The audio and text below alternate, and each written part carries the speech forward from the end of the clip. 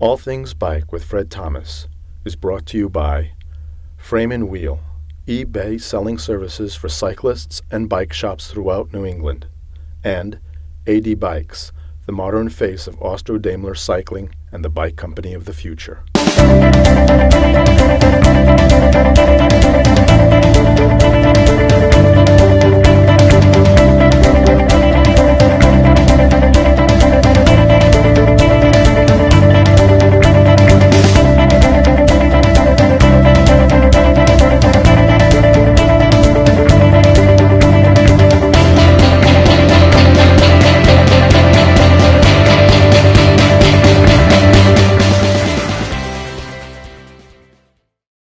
Good evening, everybody.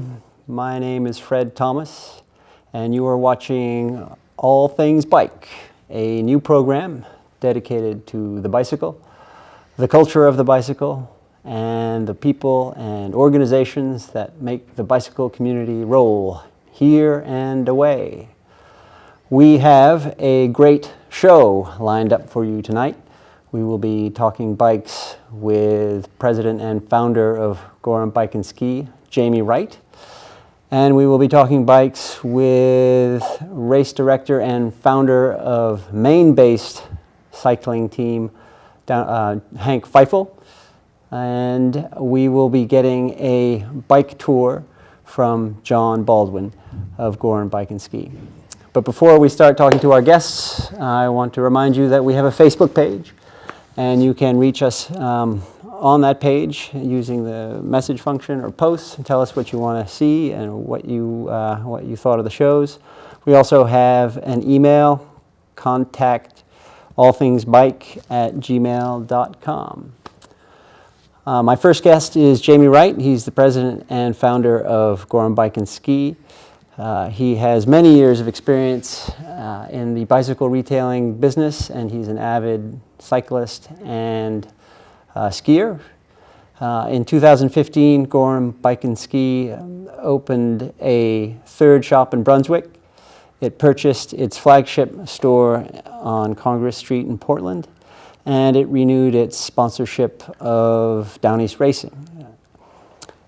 Jamie Wright, welcome to All Things Bike. Hey, thanks for having me. Anytime. Now, I have a question for you.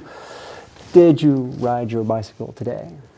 I did not ride my bicycle today. Okay. That's Been all right. Fighting a little bit of a cold. That's all right. Okay. Yeah. It's hard. It's hard this time of year. Things are busy, and it's cold. And if you're not well, riding your bike in 20-degree weather is not going to help. My gang from Dawn Patrol did ride this morning at 21 degrees, and you got more power to them. You got to want it. You got to really want it.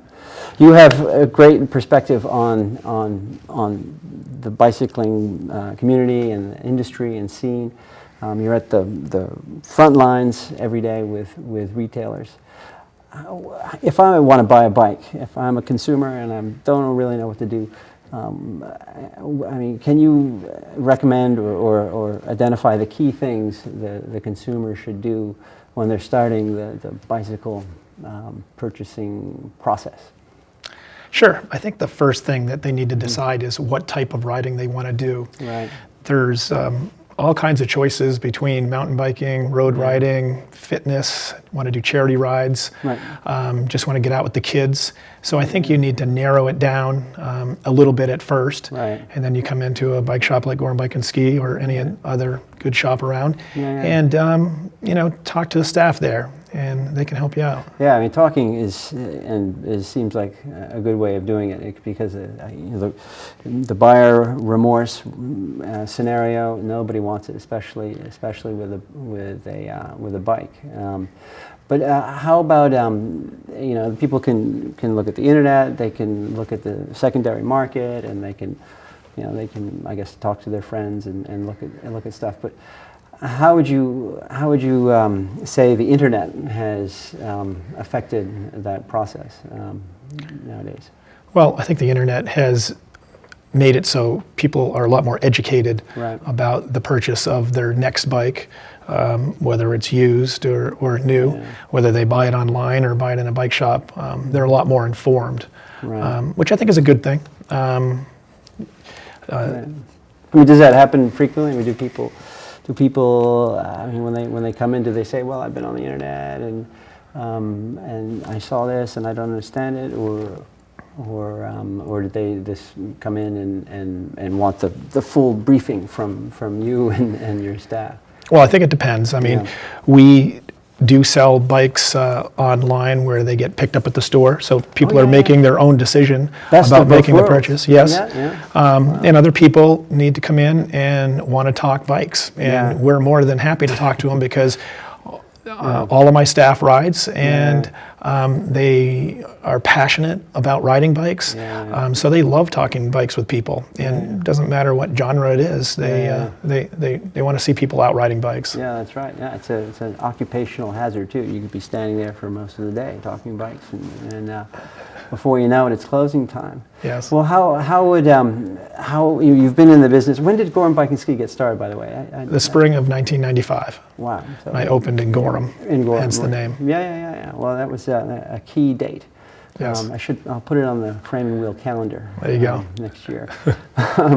But since then, how do you reckon attitudes towards bikes and cycling have changed over that period of time? So, I mean, how has it changed? Are there any sort of noticeable changes in the attitudes and interest levels and stuff like that? Sure. I think that when I started riding here in southern Maine in 1994, 95, I think that drivers were a lot more aggressive with riders than they are today.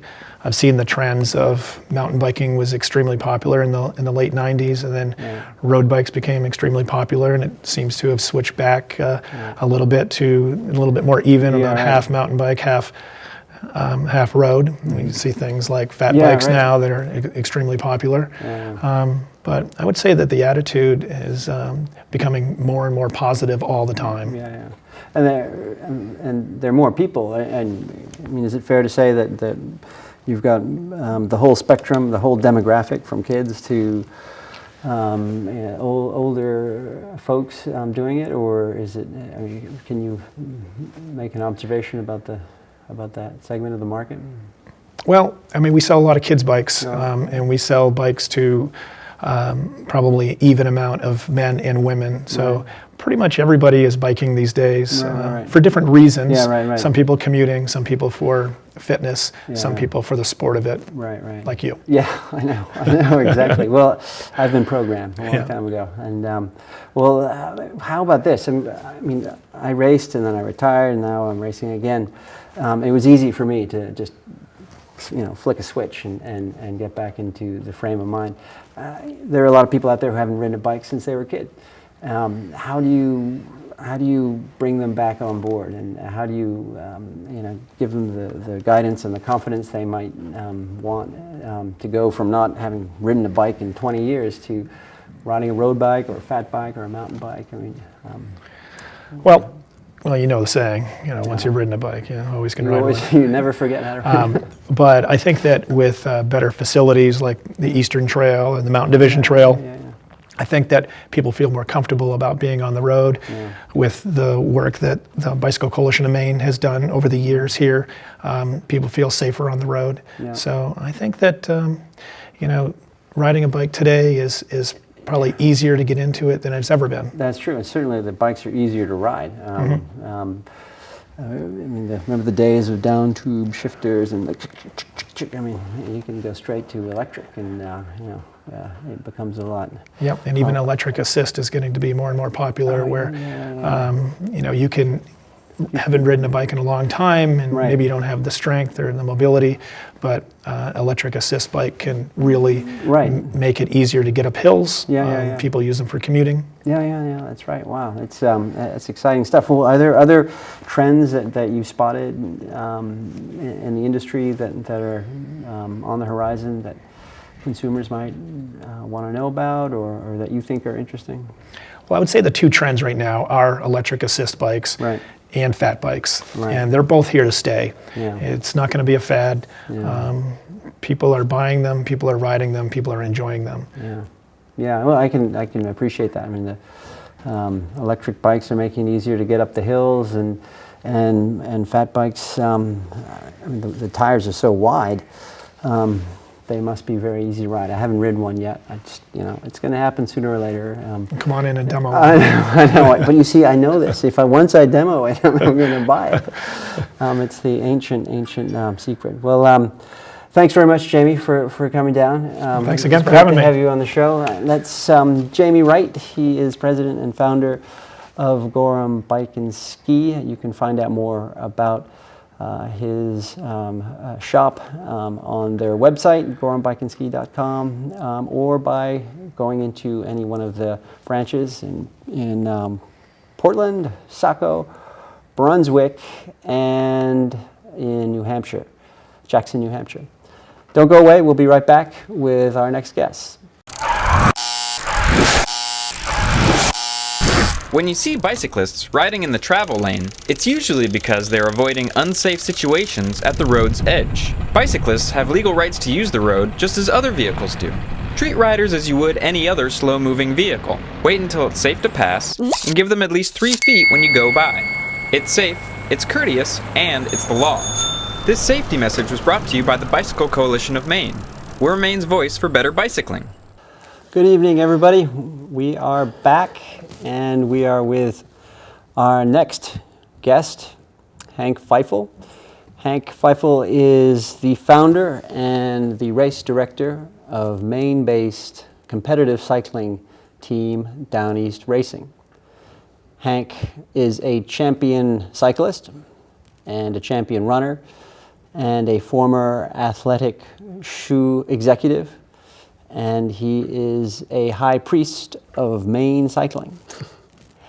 Hank, in its 2 years of operation, Downeast Racing has scored numerous podium results and victories. It has expanded its roster to more riders, and it has raised significantly the profile of competitive cycling in Maine. Hank, welcome to the show. Fred. Good to be here. Thanks for coming down. There's a question that's on my mind. It's been bugging me, and I got to ask you, did you ride your bike today? I did, and I'm working on 12,000 miles for the year. 12,000? So, yeah, got to keep it. I'm trying to get to 10. Yeah. I don't know if that's amazing. And got to retire, Fred. Then. you got to plan. You got to organize. That's great. But it wasn't too cold for you. You were able to get out. Actually, I had to put the miles on the rollers. Oh yeah. Oh yeah. I had to do it early. I had to at 6 o'clock in the morning. So. That's right. Sometimes that's the best time to do it and get it out of the way.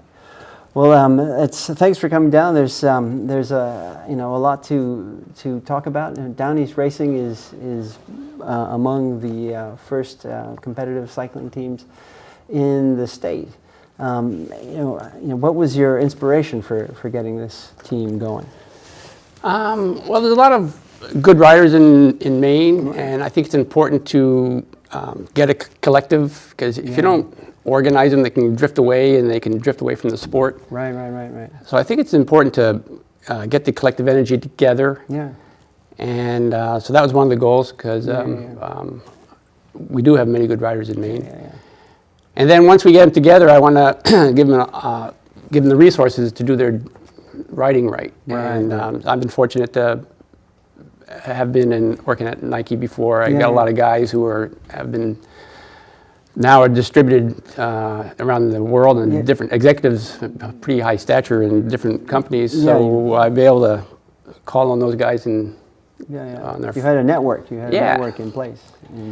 And we got some nice resources for the team. Some good sponsorship. Your previous guest Jamie has always been a big asset to us and a big help. Big sponsor, supporter. And so I was able to get all that together, so the guys have something to have bikes to race on. We were able to get them to races because it's expensive. And identify the events too, I suppose. Yeah, right? we give them money for uniforms. We have a training camp every spring down in North Carolina, get away from Maine. From the winter, we like Maine, but we like the winter gets a little cold. And then we have 3 times 3 races we pick out where we rent houses for everybody to stay in, and that's kind of a fun thing where we all stay together. And then a third thing we wanted to do, one of the goals of the team was to represent Maine. Yeah, right. Because Maine's kind of an outlier. If you look at it in the map, it's stuck up there on the corner. And well, it's part of Massachusetts, you know, if you step back far enough. Yeah, but it's hard. There's not that many races in Maine. And if you got to race, you got to race in the Northeast. You have to race in New Hampshire, Vermont, Massachusetts, Connecticut. Further south, And but I'm proud of the state and wanted to. So it's, sometimes when you're racing, it's nice to be able to race for something beside yourself, a higher cause, so to speak. So Maine's our higher cause. Yeah, well, it made a big impact, I'm pretty sure. I mean, the name is certainly noticeable. And how many guys on the team now? It's we fluctuate between 16 and 18, depends on guys that are moving out. But we have it's about 18. We try to keep the roster at 18. Right. Yeah, and when 4 or 5 of those guys turn up at a race, people will notice.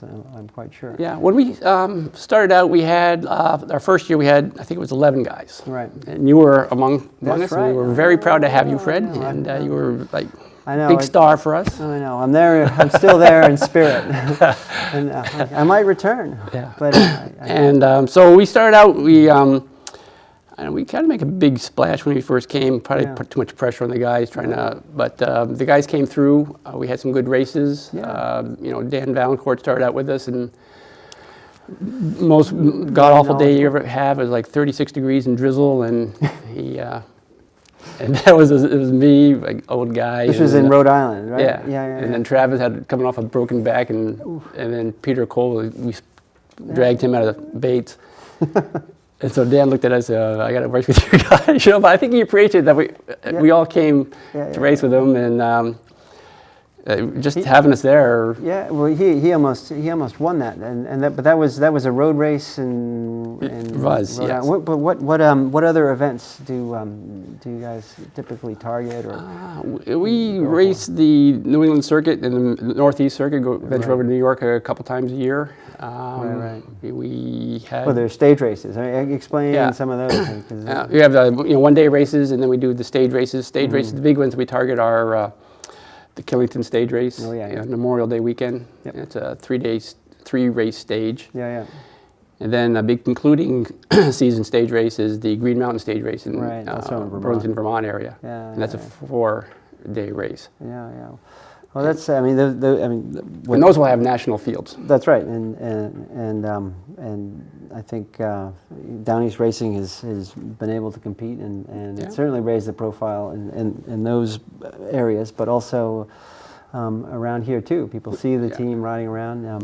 We also do criteriums. Or the that's going around the block in the city. Yep. What are the goals going forward? I mean, you've been at it for 2 years. Where would you like to see the team? I think when we started, we wanted to be like just an elite team. Right. Then you realize that you can't have just an elite. Yeah. You have to have a feeder system. Right. Yeah. Absolutely. And because people move or retire or it's hard to keep banged up, and so. It's important to, have like the, AAA, AA feeder system. And so this year we concentrated on, getting our top guys, keeping them comfortable, keeping them racing, but then also developing new talent and refreshing them, driving down the enthusiasm from the older guys to the younger guys, driving down that knowledge. Some of the guys like you and guys like Valancourt and Elliot have that expectation of winning of themselves, that self-confidence. Right. And that takes a while to develop, and it's important to have someone see it. And then we started seeing it this year. It was very encouraging to see how the growth of some of the younger guys. Right. The Matt Robinsons and the John Bouchers who started believing in themselves and started imposing themselves on their fields and then moving up through the ranks. They're all riding so well. It's great to see. And they just that self-confidence that they gain from having that support and having those guys around, having guys to race with, just getting on the start line, and having a buddy next to you. Go for it. Yeah, it's never mind the maneuvers, just get out there. It's very important and very helpful, and those guys appreciate it, and they really thrived on it, actually. Well, how? I mean, how? And so now how we have are guys you? like Joe moving up to a 2. We have Zev going to move up. We have John Boucher's going to move up. Right. So now our you got elite more team is capacity, getting more right? and more, growing again, or getting more padded. Yeah. And then, but then we also, guys do age. Mm-hmm. We had the Masters team get a little bit more formalized this time with Right. like Todd and Right. Travis Dixon, Jeff Dixon, me. Yeah. And I know. and we had a bunch of fun racing too, so we had a lot of success in the always competitive Masters field. We concentrated on the 40+ category. Well, yeah, no, that's. I mean, that I can see how you've structured things, we've only got time for maybe one more question. But for people who are interested, where can they find out more? We have a Facebook page, Downeast Racing Facebook, where we post most of our results and activities, and we keep that populated continually. Yeah. And then we have a Racing Downeast. You got a blog, I think, right? Or and then we have a Downeast Racing blog. Yes, right. So www.downeastracing. That's great. Yeah. All right. Well, so there's a lot of ways that people can find out and more about the team. And thanks so much for coming down and telling us about Thanks it. for having me. Yeah, Happy to be here. anytime. We were talking bikes with Hank Pfeifle, the founder and race director of Maine-based competitive cycling team Downeast Racing. Don't go away. We will be right back with John Baldwin of Gorham Bike and Ski, who is going to give us a bike tour.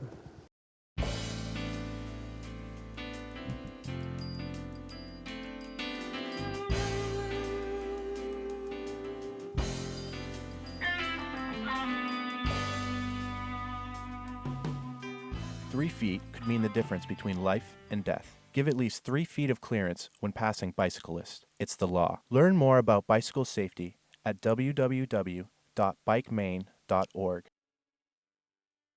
Good evening, everybody. Welcome back. We are doing a new segment here. It's called Bike Tour, and that's where we invite an expert to come onto the show and give us a tour of a bike that is unique or different or interesting or just fun to talk about. And tonight we have John Baldwin of Gorham Bike and Ski. Thanks for coming down, John. Thanks for coming down. Thanks for having me. Yeah, no. Let's talk about fat bikes. Yeah. I mean, it is not a trend. It is not a fad. It's real and it's here. And why are people so taken with these machines? Well, generally, whenever I have a new customer come in, they'll be like, "Oh, so those are really good snow bikes, huh?" Yeah. I feel like that's fairly dismissive because they're good. Not true. Yeah, pretty much any kind of terrain you can throw at it. I just wouldn't want to ride it on the roads for miles and miles and miles. But you could take it on a nice kind of gravel grinding ride. You could ride it on nice technical single track. And snow and the beach. Anywhere, but it's the tires that people notice. It's the tires just leap out at people, and clearly they are fat and they are super wide. What is that? 5 inches wide, or these particular ones are 4. 4 inches. Yep, it's a 27.5 or 650B by 4-inch wide tire. So it's like a motorcycle tire. Essentially, And that is what allows you to ride on loose, rough, or loose terrain. How about can you show us that tire? I mean, this is a 5-inch wide or a claimed width of 4.8, really more like a 4.3. 26-inch wheel with a 26-inch tire. And it's got studs too. So this is a studded tire. It's got 258 aluminum studs with carbide tips that are hollow. So over time, they will become even more sharp, supposedly. Really? So you can ride this in the cold. In glare ice. People do it over frozen lakes, stuff like that. I haven't been that brave yet. But. Well, that's spectacular. Well, the other thing that when you look closer at this bike, you notice that the gearing is. You notice the gears in the back are actually larger than the gear in the front. So what's going on here?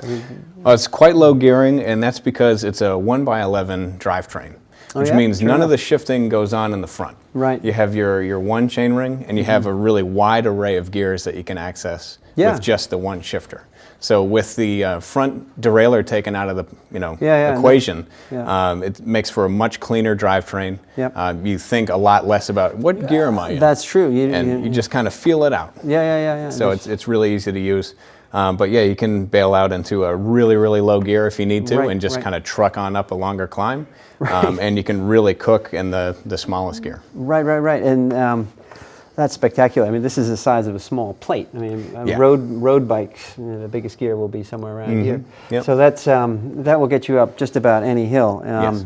What about getting down the hills? The brakes on this are not what you would find on a regular road bike. Or what do we have for brakes? Well, we have hydraulic disc brakes that are 4-piston. Right. These are SRAM Guide RS brakes, Right. which are really nice brakes. You tend to want bigger rotors with yeah. such a big wheel because you want to have better control over Right, such a right, big right. wheel. It's a little bit harder to keep them under control. Yeah. I mean, so but these are wheels again, are brake technology that you would find on a car and a motorcycle, but it's on a bike here. So that's gonna slow you down going down. Pretty much anything, I would Yep. think. And great control, you can handle much easier, and you can approach corners at higher speed. Oh, yeah. Because you know that it's going to be there when you need it. That's right. Well, we only have time for a few more questions. Sure. And how much does this bike weigh? I mean, it looks big and heavy, but I don't think it is, right? Yeah, I mean, you can get them down to much lighter than I currently have this built up. I wanted some accoutrement like a dropper post and suspension fork, which really, I think, just adds to the overall fun of the bike. Right. But, a Farley 9.8 like this, I think running stock is about 5 pounds or something like that. Wow. Yeah. That's the same weight as a road bike from the 70s. Or, or some people. And you can ride it in a blizzard. Well, that's fantastic stuff, John. I know that this is the kind of bike that once you get on it, you don't get off it. Right. Thanks for coming down and giving us that tour. Thank you. And if you are interested in learning more about fat bikes, you can go to the web and punch in fat bike, and you will find just about more information than you would ever need. Or you can go down to Gorham Bike and Ski and talk to John and learn more. That's all the time we have tonight for All Things Bike.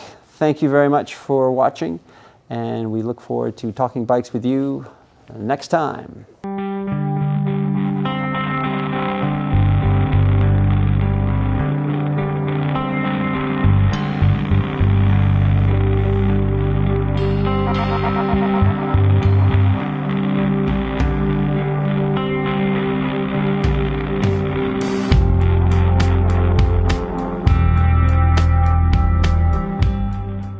All Things Bike with Fred Thomas is brought to you by Frame and Wheel, eBay selling services for cyclists and bike shops throughout New England, and AD Bikes, the modern face of Austro-Daimler cycling and the bike company of the future.